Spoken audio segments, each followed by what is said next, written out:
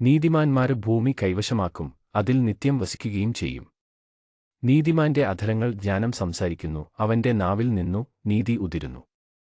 ദൈവത്തിന്റെ നിയമം അവന്റെ ഹൃദയത്തിൽ കുടികൊള്ളുന്നു, അവന്റെ കാലടികൾ വഴുതുന്നില്ല. ദുഷ്ടൻ നീതിമാനെ നിരീക്ഷിച്ചുകൊണ്ടിരിക്കുന്നു, അവനെ വധിക്കാന് തക്കം നോക്കുന്നു. കർത്താവ് അവനെ ദുഷ്ടനു വിട്ടുകൊടുക്കുകയില്ല, ന്യായവിസ്താരത്തിൽ കുറ്റം വിധിക്കപ്പെടാൻ സമ്മതിക്കുകയുമില്ല.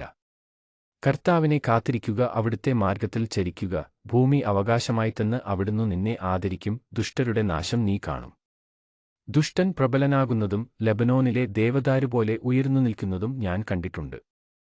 പിന്നീട് ഞാൻ അതിലെ കടന്നുപോയപ്പോൾ അവനവിടെ ഉണ്ടായിരുന്നില്ല, അവനെ അന്വേഷിച്ചു കണ്ടില്ല.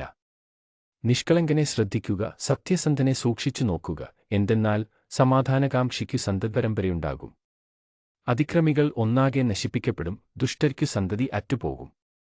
നീതിമാന്മാരുടെ രക്ഷ കർത്താവിൽ നിന്നാണ്, കഷ്ടകാലത്ത് അവരുടെ അഭയകേന്ദ്രം അവിടുന്നാണ്.